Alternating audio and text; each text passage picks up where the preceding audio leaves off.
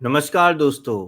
Telecom industry एक ऐसी industry जो 5-6 साल से इतना परफॉर्म नहीं कर रही थी, लेकिन पिछले 1 साल से एक कदर कहते हैं ना कि करंट आ चुका है और भारती एयरटेल डबल हो गया, रिलायंस भी अब मूव होने लगा है, 30-35% ने मूव हो गया है रिलायंस इंडस्ट्री में भी। वोडाफोन आइडिया जो जाते-जाते कहते हैं ना कि ऑलमोस्ट डेथ नेल था, वहाँ से वापस आके उसमें भी एक अच्छी खासी मूवमेंट आ रही है। तो इस इंडस्ट्री की वजह क्या है और क्यों ये इतना अब ऊपर जा रहा है? और वो और कोई रीज़न नहीं है कि बेसिकली उनका आरपू बढ़ रहा है और वो रीज़न है कि प्राइस हाइक हो रहा है। आपको पता है 1 महीना ऑलमोस्ट 1 महीना तो नहीं, लेकिन 2-3 वीक पहले जब रिलायंस ने प्राइस हाइक किया था, उसके बाद लास्ट वीक में भारती एयरटेल और वोडाफोन ने भी प्राइस हाइक किया है। अब कहने का मतलब ये है कि क्या वापस जान आ गई है बेसिकली टेलीकॉम इंडस्ट्री में जो इतने साल से परफ़ॉर्म नहीं कर रही। भारती एयरटेल अगर आपको याद है, बहुत साल पहले जब वो बेसिकली आईपीओ लेके आए, तो उसके बाद एक तरह का बड़ा मल्टी बैगर था। लेकिन बाद में 8-10 साल वो इतना चला नहीं, क्योंकि बहुत सारे टेलीकॉम प्लेयर थे और सडनली वो कहते हैं ना कि सैलाब आ गया था।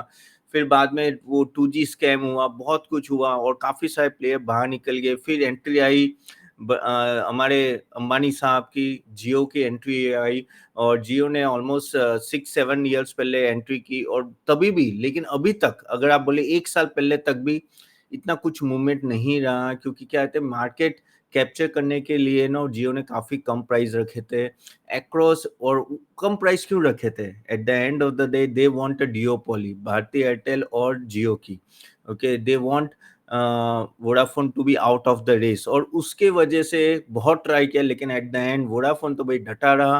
वो कहते हैं ना, जिस तरह से हम लोग वर्ल्ड कप जीते लास्ट 4 ओवर्स में अच्छा प्रदर्शन किया, वैसे ही वोडाफोन आपको भी पता है कहाँ पहुँच गया था और सडनली गवर्नमेंट ने एक्विजिशन किया, फिर एफपीओ आया और वो अच्छा रह गया, तो वो सर्वाइव हो। अब चलो बात हो गई कि चलो अभी तो पता चल गया 3 प्लेयर हैं, लेकिन क्या ये 3 प्लेयर परफ़ॉर्म करेंगे यहाँ से? और वही चीज़ हमें आज डिस्कस करनी है। क्योंकि द देखो, ये कैपिटल इंटेंसिव बिज़नेस है, ये ऐसा बिज़नेस नहीं है कि भई आप आए और कोई भी ओपन कर लिया, नहीं। इसमें लाखों करोड़ों करोड़ों रुपए लगते हैं, जैसे लाख करोड़ यानी 5 लाख करोड़, 10 लाख करोड़, ऐसी बड़ी-बड़ी फिगर लगती है। तो ये ऐसा बिज़नेस नहीं कि कोई भी आके एंट्री ले सकता है। प्लस जो ये स्पेक्ट्रम बाइंग होता है, वो सब भी बहुत ही महँगा होता है। तो ये एक तरह का मोट है, मोट यानी एक स्ट्रेंथ है इन कंपनियों की, जिसके वजह से वो सर्वाइव कर सकते हैं अपने कॉम्पिटिशन के सामने। तो जो जिस पोज़ीशन में है, भारती एयरटेल ले लो या अपना रिलायंस ले लो, जियो, रिलायंस जियो या वोडाफ़ोन, एक डोमिनेट पोजीशन में, चलो हम लोग आइडिया वोडाफोन को साइड में रखते हैं, लेकिन बोथ जियो एंड भारती एक एक डोमिनेंट पोजीशन में। अब किस तरह से वो डोमिनेंट पोजीशन यूज़ कर सकते हैं, वो हमें देखना है। अब इनको लग रहा है कि हाँ भाई चलो सेटल हो गया। अगर हम लोग उनके नंबर्स की भी बात करेंगे, लेकिन अब वो लोग आ गए बेसिकली प्राइस हाइक पे। बात चल रही थी इलेक्शन से पहले कि भाई प्राइस हाइक होना चाहिए, क्योंकि आरपू बहुत ही कम है। वर्ल्ड लेवल पे हमारा आरपू बहुत ही कम है। अगर आप 10-12 साल पहले की बात करो ना, तब 200 का आरपू रहता था। अभी तो 200 के नीचे आरपू था अभी सभी का। तो बात चल रही थी कि भाई आरपू तो बना पड़े, आरपू यानी एवरेज रेवेन्यू पर यूजर। ओके, यानी एट द एंड वो प्राइस हाइक की बात करते हैं हम लोग। तो बढ़ाना है, तो बात चल रही थी कि हाँ भाई इलेक्शन होने के बाद आरपू बढ़ेगा और वही हुआ। इलेक्शन होने के बाद with in a month of June only Reliance ने अपना प्राइस हाइक किया और उनके पीछे पीछे भारती एयरटेल और वोडाफोन ने भी प्राइस हाइक किया। वोडाफोन को तो करना ही था भाई, कहाँ से पैसे आएंगे, ऑलरेडी इतना डेट खड़ा है, उनको पैसे तो चाहिए। तो उनके लिए तो कंपलसरी था आरपू बढ़ाने का। तो रिलायंस से, जैसे वो कहते हैं ना, लीडर एक बार बढ़ाता है तो साथ में बाकी सब कंपनियां भी बढ़ाती है। तो वो ये चीज अभी इसमें बेनिफिट क्या है? अब आप बोलोगे चलो तो अपना आरपू बढ़ गया, अभी बेनिफिट क्या है टेलीकॉम में? तो देखो, टेलीकॉम में बेनिफिट ये होता है, जैसे आपका आरपू बढ़ता है ना, आपकी प्रॉफिटेबिलिटी में अच्छा खासा हाइक आता है, एबिटा में अच्छा खासा हाइक होता है। क्यों? क्योंकि आपने ऑलरेडी कैपेक्स तो सेट कर दिया है, टावर्स का जो भी स्पेक्ट्रम के लिए जो पेमेंट करना था वो भी किया हुआ है, उसके लिए लोन लिया, जो भी लिया आपने किया हुआ है। ठीक है, हर जगह लिया, आप जस्ट प्राइस बढ़ा रहे हो और कॉस्ट तो आपकी उतनी की उतनी ही है, वो तो बने। तो ये क्या होता है, ऑलमोस्ट 73% जो एस्टिमेट आता है, तो 73% आपका ईबिटा में इम्पैक्ट आता है। तो आप सोच सकते हो कि अगर ये 15-20% भी प्राइस हाइक करते हैं, तो किस तरह से वो आपका प्रॉफिटेबिलिटी में इम्पैक्ट आ जाए। और यही चीज़ मैं आपको दिखाना चाहता हूँ कि क्या ये आगे जाके जैसे जियो है, क्या गेम चेंजर बनेगा रिलायंस के लिए? ओके, भारती एयरटेल तो अच्छा कर ही रहा है और अगर आप पिछले 1 साल में भी वो डबल हो गया। अब जियो का पता चलता नहीं है हमें क्योंकि वो रिलायंस के अंडर मर्ज्ड है। कल जाके जब डीमर्ज होगा तब हमें ज़्यादा पता चलेगा जियो के बारे में। लेकिन चलिए देखते हैं हम लोग। Let me open the slide and meanwhile मैं स्लाइड ओपन कर गाइस। अगर आपने अभी तक हमारे चैनल को सब्सक्राइब नहीं किया तो do subscribe to our channel, क्योंकि यहाँ में हर रोज़ आपको related stock related suggestions and all that हम लोग देते हैं। और बाय द वे मैं जाने से पहले एक चीज़ बताना चाहता हूँ यहाँ गाइस कि I am a SEBI registered research analyst, और जो भी यहाँ डिस्कस किया जाएगा गाइस वो एज अ रिकमेंडेशन नहीं समझना है आपको, क्योंकि eight the end of the day ये सब चीजें ना सिर्फ सजेशन के लिए, नहीं तो भाई सेबी वाले हमारे पीछे पड़ जाएंगे। ओके, तो keep this as a suggestion only, not as a recommendation. चले तो हम लोग जब बात करते हैं रिलायंस जियो और इनकी की क्या इनका क्या बेसिकली शेयर है, तो अगर आप बात करो रिलायंस जियो की, तो अगर मार्केट शेयर की बात करें, ये अप्रैल 24 का डेटा है, क्योंकि अभी जुलाई चल रहा है तो 1-2 महीने पुराना ही डेटा मिलता है अपने को। तो ऑलमोस्ट 40.5% शेयर जो है टोटल सब्सक्राइबर का जियो के पास है। भारती एयरटेल का ऑलमोस्ट 33% है, वोडाफोन आइडिया का 19% है, और बीएसएनएल एमटीएनएल का ऑलमोस्ट 7.6%। बीएसएनएल एमटीएनएल एक तरह का वो कहते हैं ना राह देख रही है, वो रिमोट एरिया में है, वहां भी एक बार शायद रिलायंस या भारती एयरटेल या वोडाफोन पहुंचे तो वहां से भी निकल जाएंगे। लेकिन 3 प्लेयर मार्केट्स रहेगा ये। इसमें भी जैसे मैंने बोला हाईएस्ट अभी रिलायंस का है। ओवरऑल अगर हम लोग बात करें कि वोडाफोन आइडिया एक जमाने में यानी आप लोग 4-5 साल पहले की बात करें तो वो नंबर 1 थे, और वहाँ उनका ही मैक्सिमम शेयर पूरा कहते हैं ना कि पूरा शेयर उनका रिलायंस जियो पे चला गया है, तो वही उसके वजह से ही रिलायंस जियो अभी नंबर 1 है। अभी हम लोग जैसे मैंने बोला कि ये रिलायंस जियो नंबर 1 है। अभी हम लोग उनका आरपू की बात करें अगर, तो क्या प्राइस हाइक हुआ, पहले ये बात करते हैं। तो प्राइस हाइक आप देखो, ये उनके करंट प्लान है, और वो प्लान के हिसाब से अगर देखो 22%, 19, 25%, 21%, 18%, नो इस तरह से अगर एवरेज गिने तो 15 to 20% का मिनिमम प्राइस हाइक हुआ है अक्रॉस देयर पैकेजेस। तो वो ऑन अ हायर साइड है।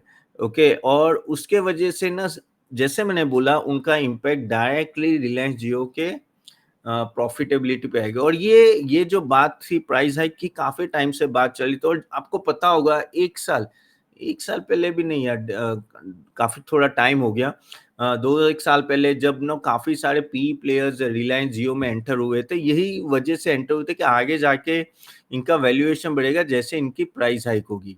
तो अगर हम लोग बात करें कि ओवरऑल अगर हम लोग potential impact of tariff 20% hike की अगर हम लोग बात करते हैं, तो ऑलमोस्ट जो अभी 182 था जियो का, वो शायद बढ़ के 206 भी हो सकता है, अराउंड हो जाएगा। Okay, this are the estimates.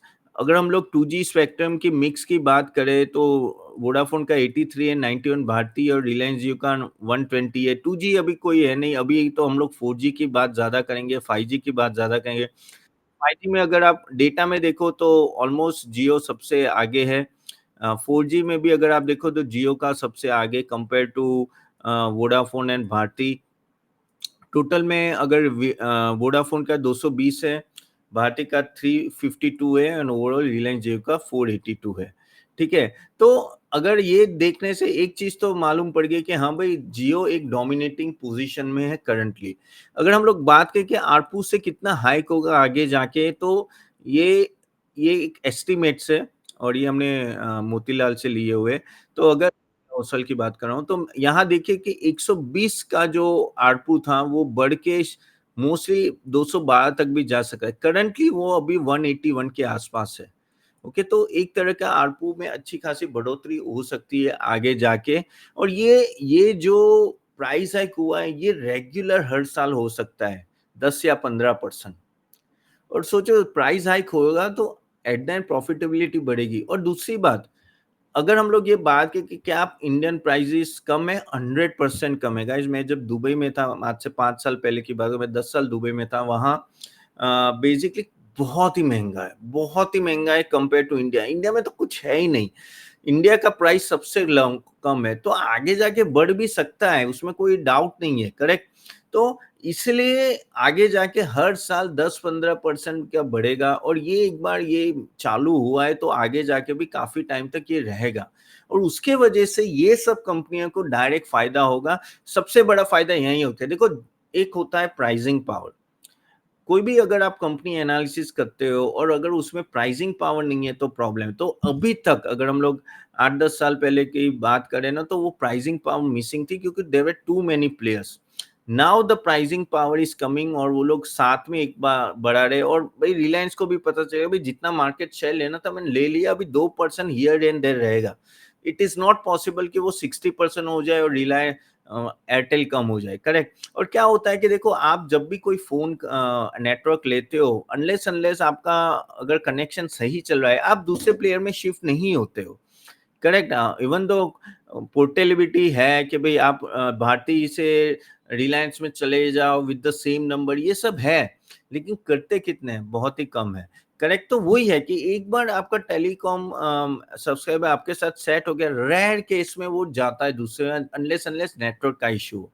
इसलिए for Vodafone also to capture the market share again from Reliance और Bharti, it will be very very difficult task to do.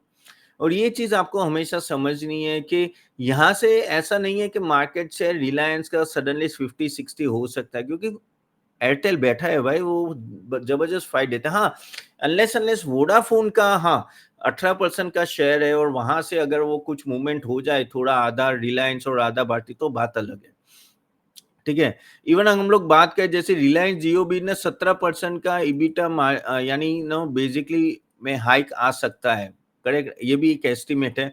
सो वो लोग यहाँ देखने से एक बात तो पक्की है कि आरपू अगर बढ़ता है तो इनको डायरेक्टली फायदा होता है, ओके? और यही चीज मैं आपको दिखाना चाहता था कि आपको ये चीज हमेशा ध्यान रखें कोई भी कंपनी के एनालिसिस के, कि उनकी प्राइसिंग पावर कैसे, और प्राइसिंग पावर अगर अच्छी है, करेक्ट, तो eight the end of the day pricing power जो भी प्राइस है उसमें से कितना नेट प्रॉफिटेबिलिटी में कन्वर्ट होता है।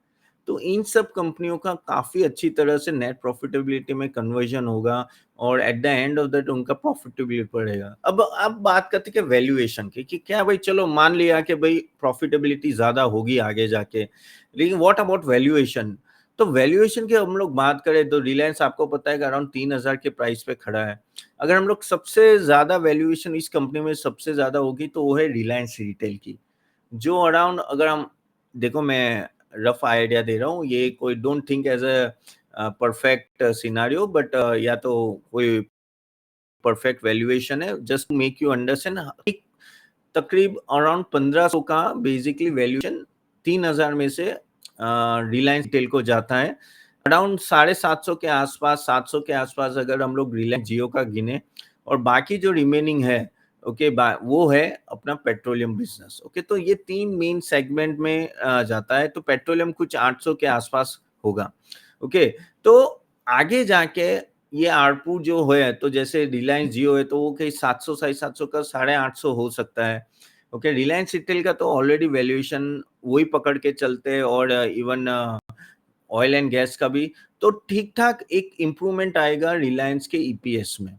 और वही चीज मैं आपको यहाँ बोलना चाहता हूँ कि आगे जाके किस तरह से प्राइस हाइक होते हैं, और किस तरह से कंपनी रिलायंस जियो मोनेटाइज कर पाती है ये प्राइस हाइक को, ये देखना रहेगा। लेकिन हाँ, ये कहते हैं ना, गाड़ी अभी चालू हो गई है, वो ना, गाड़ी निकल गई है जैसे मुंबई से दिल्ली के लिए, और अभी रास्ते में ट्रैवल कर रही है, तो कब पहुंचेगी दिल्ली, कहाँ, किस तरह से ये मल्टी बैगर बनेगा, वो देखना रहेगा। लेकिन ये तो फिर आप बोलोगे तो क्या रिलायंस लेना चाहिए? देखो, at the end of the day again, being an research analyst, no SEBI registered research analyst, just a suggestion not a recommendation, लेकिन हाँ, एक पॉजिटिव एटीट्यूड आप रख सकते हो रिलायंस के लिए, कि कल आके जैसे अनलॉकिंग होती है, जैसे डीमर्जर होता है रिलायंस जियो का, रिलायंस रिटेल का और रिलायंस पेट्रोलियम का, जब तीनों अलग होंगे तब आप देख पाओगे कि रिलायंस जियो किस तरह से भागता है, ओके? अभी तो वो दिखता नहीं है, घर के अंदर है क्या, वो कहना कूद रहा है कि नाच रहा है, क्या कर रहा है हमें पता नहीं चल रहा है इतनी। लेकिन वही है कि जस्ट डीमर्ज होगा तो वैल्यू अनलॉकिंग बहुत ही अच्छी हो सकती है।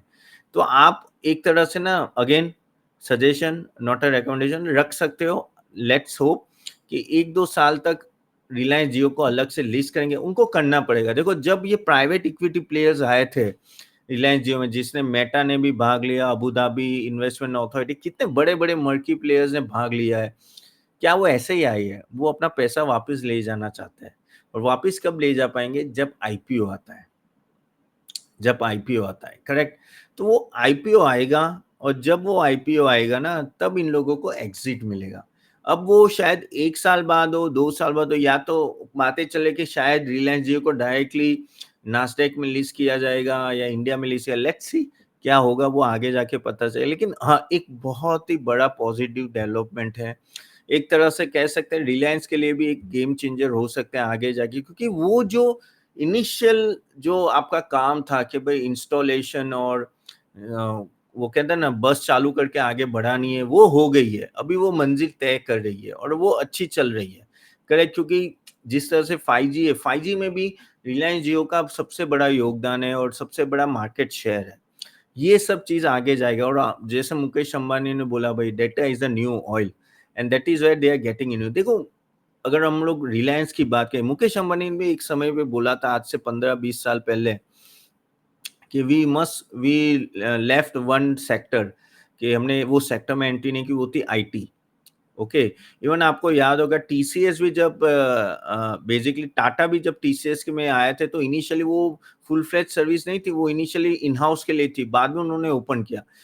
तो तब मुकेश अंबानी को भी लगा कि भाई आईटी तो चलो मिस हो गया, लेकिन हम लोग टेलीकॉम को मिस नहीं करना चाहते, और रिटेल को मिस नहीं करना चाहते। इसीलिए आपको भी पता है कि ऑयल एंड गैस तो उनका सही चला था, लेकिन उनको पता था कि भाई 20 साल, 25 साल, 30 साल पहले, बाद में सॉरी, जब ऑयल एंड गैस की डिमांड कम होगी, then you need a good business with you. और इसलिए रिलायंस रिटेल में इतनी जबरदस्त हर तरीके से अंदर गए, और इवन रिलायंस जियो में भी गए। रिलायंस रिटेल अगर हम लोग बात करें, जैसे हमने बोला, half of the valuation of Reliance currently is of Reliance retail. तो हमें दिखता नहीं है क्योंकि वो लिस्टेड नहीं है, लेकिन वो बहुत ही बड़ी कंपनी हो चुकी है अभी, कितने सारे स्टोर्स है और वो सब। और रिलायंस जियो भी आगे जाके बढ़ेगी, और ये सब डेटा जो वो कलेक्ट कर रहे हैं जियो से, रिटेल से, वो क्रॉस सेलिंग होती है यहाँ। तो इनडायरेक्टली ये काफी बेनिफिशियल हो जाता है रिलायंस के लिए। तो guys this is what I wanted to tell you. Hope आपको वीडियो अच्छा लगा होगा। अगर आपको वीडियो अच्छा लगे तो do like and share this video. Again guys, आपके कोई भी क्वेश्चंस रिलेटेड टू दिस है, आप कमेंट बॉक्स में डालें, I will do check it out. तो चले, thank you very much, and I see you soon in the next video. Daily video हम लोग इसलिए रिलीज करते हैं क्योंकि आपको पता चले स्टॉक के बारे में और अंडरस्टैंडिंग के बारे में। और अगेन गाइस, आप चाहते हो कि ये सब जैसे हम लोग है ना, आप भी सीखना चाहते हो और आप भी, तो वो एक वर्कशॉप हमने नीचे डाला है, प्लीज अटेंड। 1500 फीस है, हम लोग फ्री में दे रहे हैं अभी, वो अटेंड करके आप सब्सक्राइब कीजिए। चलिए, तो thank you very much guys, see you then, bye bye.